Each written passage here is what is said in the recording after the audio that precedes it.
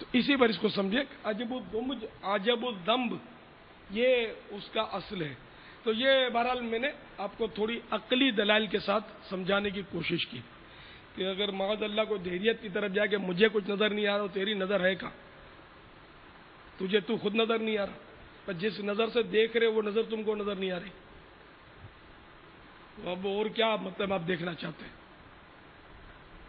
خیر، تو وہ باطنی امراض کی بات چلی تھی. تو باطنی امراض بہت سارے ہیں. ایک تو یہ کفر، نفاق، منافقت جس کو ہم بولتے ہیں، یہ باطنی مرض ہے. اچھا، پھر جناب والا حسد، تکبر، ریا وغیرہ، یہ بھی امراض باطنیہ میں سے ہے. اور بزرگان دین نے جیسے فتح رضویہ شریف میں بھی لکھا ہے کہ باطنی امراض کے بارے میں ضروری احکام سیکھنا فرض ہے. جب پتہ نہیں ہوا تو بچے گا کیسے؟ معلومات تو ضروری ہے. تو اس لیے ان کے بارے میں سیکھنا فرض ہے. اب ان کے بارے میں ٹائم کہاں سے لائیں؟ ٹائم احساس ہوگا تو ملے گا. جیسے آپ نے ڈاکٹری سیکھی تو پتہ نہیں کتنے برسوں آپ نے اسکول، کالج، میڈیکل کالج کی خاک چھانی، اس کے بعد جناب پھر بھی پاس کر لیا، MBBS ہو گیا، لیکن آپ کو سند نہیں ملی جب تک ہاؤس جاب نہیں کیا آپ نے. یعنی کہ پریکٹیکل سال، 2 سال، 3 سال جو بھی اس کا یہاں پیریڈ ہو وہ آپ نے گزارا، تب کہیں جا کر آپ کو سند حاصل ہو. اب بھی اللہ جانے کہ آپ واقعی ڈاکٹر ہیں یا نہیں، وہ آپ خود جانتے ہوں گے کہ آپ کو کتنی سمجھ آتی ہے. بعض ہوتے تو بڑے تیز ہوتے ہیں، ذہین ہوتے ہیں، بعض کند ذہن ہوتے ہیں. تو دونوں کی کوالٹی میں فرق ہوتا ہے.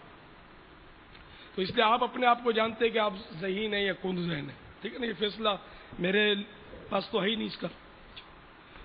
تو اب یہ کہ یہ دنیا، پھر آپ مصروف ہو گئے اور ذہن کو منا لیا کہ میں مریضوں کی خدمت کر رہا ہوں. حالانکہ اس پر بھی آپ اگر اپنے ضمیر سے پوچھیں تو آپ کو پتا چلے گا کہ مریضوں کی خدمت کر رہے ہیں یا اپنے پیٹ کو پال رہے ہیں. اس پر بھی آپ غور کر سکتے ہیں. اور جس کا ضمیر زندہ ہے وہ خود سمجھ جائے گا کہ میں کیا کر رہا ہوں. میں یہ نہیں کہتا کہ سارے ڈاکٹر ایسے ہیں کہ جو مریضوں کی خدمت نہیں کرتے، مریضوں کی خدمت بھی کرتے ہوں گے. تو مریضوں کی خدمت اگر بے لوث کرے، بلا کسی چارج کے، دیانتداری کے ساتھ، تب بھی گھوم پھر کر اس کو مستحب کا درجہ ملے گا. مستحب ایک افضل کام ہے، اچھا کام ہے کہ آدمی مریضوں کی خدمت کرے، کار ثواب ہے. لیکن علوم باطنیہ سیکھنا فرض ہے. تو فرض کا درجہ یقیناً بڑا ہے کہ امر مستحب اگر آدمی بجا نہیں لاتا، وہ نہیں کرتا، تو اس پر کوئی گناہ نہیں ہے. اور فرض ترک کرتا تو گناہ گار ہوگا. تو علوم باطنیہ سیکھنے کے لیے کیا کرے؟ اب یہ کہ کرنا، سیکھنا تو فرض ہے. آپ نے چھیڑا تو میں جواب دے رہا ہوں کہ علوم باطنیہ ہم کو بتاؤ. تو ایک نشست میں چند منٹ میں علوم باطنیہ کے ایک ہے نا امراض باطنیہ، تو ایک مرض پر بھی بات نہیں ہو سکتی، اتنے مطلب اس کے تفصیلات ہیں. تو اس لیے وہ ساروں پر تو ناممکن سے بھی بڑھ کر ہے کہ کوئی بات کی جائے. تو اب یہ کہاں سیکھی جائیں؟ تو اس کو سیکھنے کے لیے ایک تو دعوت اسلامی کا مدنی ماحول سبب ہے. اس کے مدنی قافلوں میں سفر کریں. مکتبۃ المدینہ کی جاری کردہ آڈیو اور ویڈیو کیسٹیں سنیں، غور سے سنیں. اس میں علوم باطنیہ وقتاً فوقتاً بیان ہوتے ہیں. مدنی قافلوں میں سفر کریں. ٹائم کہاں سے لائیں؟ ٹائم نکالنا پڑے گا. جس طرح آپ نے اپنی دنیاوی تعلیم کے لیے ٹائم نکالا نا، تو آخرت بنانے کے لیے ٹائم نکالیے. نکالے بغیر تو کچھ بھی نہیں ہوگا. تو جس کی جتنی اہمیت زیادہ ہوتی ہے اس کے لیے زیادہ وقت دیا جاتا ہے. تو اب یہ کہ آپ غور کر لیں کہ دنیا کی اہمیت زیادہ یا آخرت کی، یہ آپ کے اوپر فیصلہ ہے. وہ دنیا جس میں آپ نے جینا کتنا ہے، 50 سال، 60 سال، بڑھ کے بڑی بوڑھیوں کی دعا سے 125 سال.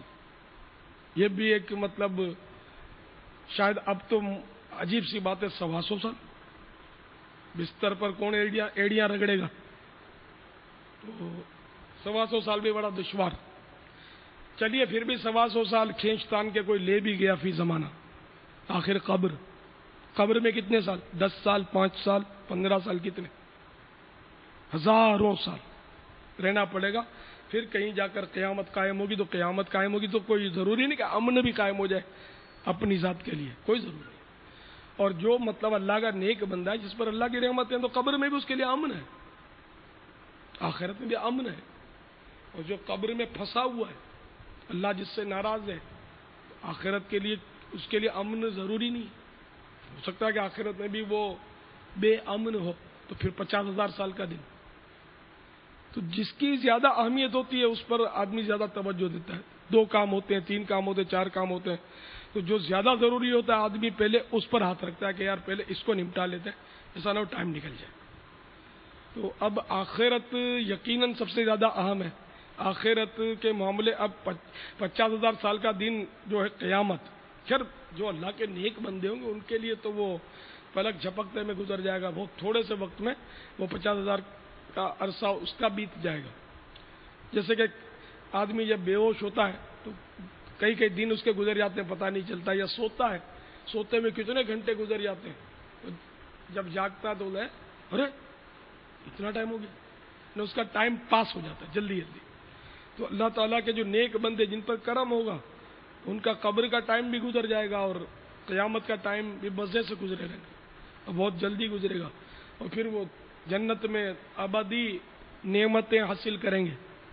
جن سے رب ناراض ہوا، جنہوں نے گناہوں میں زندگی بسر کی ہے، نافرمانیاں کی ہیں، اور اللہ تعالیٰ ناراض ہو گیا، اس کے پیارے حبیب صلی اللہ تعالیٰ علیہ وآلہ وسلم میں روٹ گئے، تو وہ تو بہت پھنسا، بہت مصیبتوں میں گزرے گا. پل صراط کوئی لے لو تو تلوار سے تیز اور بال سے باریک ہے، اس میں چلنا پڑے گا، بنا ہوا بھی دوزخ پر ہے. ادھر مزید آنکڑے بھی ہیں جو کھینچ کے وہ گرا رہے ہوں گے دوزخ میں. اس کی تیاری تو بولو ہم کو ٹائم نہیں ہے، تو ٹھیک ہے آپ کی مرضی، ٹائم نہیں ہے تو ہم آپ کو عرض ہی کر سکتے اور کیا کر سکتے. تو اس کے لیے ٹائم نکالنا پڑے گا، مدنی قافلوں میں سفر کرنا ہوگا، پھر اس کے لیے مطالعہ کرنا ہوگا. باطنی امراض کے مطالعے کے لیے ایک تو بہار شریعت کا 16واں حصہ کہ جس سے دعوت اسلامی کے اشاعتی ادارے مکتبۃ المدینہ نے چھاپا ہے. یہ ایک عمدہ اور مستند کتاب ہے بہار شریعت. تو اس کا 16واں حصے میں کئی باطنی امراض کی نشاندہی کی گئی ہے اختصار کے ساتھ، شارٹ.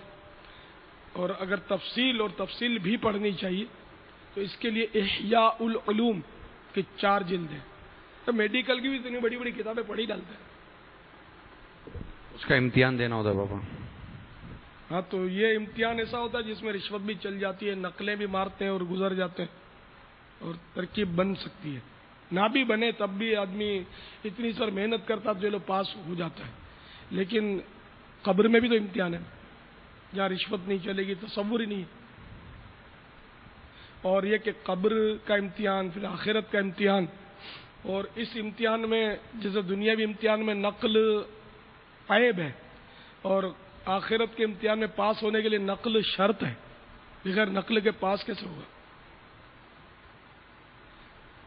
دنیا کا پیپر آؤٹ ہو جائے تو مایوب سمجھا جاتا ہے نا، وہ ترکیب سے آؤٹ ہوتا ہے. اور آخرت کا پیپر بالکل ظاہر ہے، قبر کا پیپر بالکل ظاہر ہے کہ اس میں کیا کیا سوالات ہوں گے بتا دیے گئے. اور ایک دور تھا کہ بچوں کو قبر کے سوالات اور جوابات رٹائے جاتے تھے شرح صدور میں، ترغیب دلائے گی شرح صدور میں کہ یاد کراؤ. یہ عذر بھی نہیں ہے کہ مجھے سوالات کا پتہ نہیں تھا. اس سوال کا پتہ ہے اسے کہ عربی میں سوالات ہوں گے، اور مرنے کے بعد ہر شخص کو عربی آ جائے گی. امتحان ہوگا، دھوکہ نہیں ہوگا اس میں. جیسے دنیا میں دھوکہ ہوتا ہے معاذ اللہ، وہاں دھوکہ نہیں ہے، پتہ ہوگا کہ ابھی سے پتہ ہے. تو سوالات بالفرض اگر پتہ نہیں بھی ہے تو جب سوال کیا گیا تو پتہ چل گیا کہ یہ سوال ہے. لیکن جو بدنصیب ایمان چھوڑ کے دنیا میں ہی یعنی کہ ایمان پر رخصت نہیں ہوا تو وہ سوالات کے جوابات دے نہیں پائے گا. مر ربوں کا، تیرا رب کون ہے، وہ اس کو سجکا نہیں پڑے گا. وہ ہے آتا لا ادری، افسوس مجھے تو کچھ معلوم نہیں میرا رب کون ہے.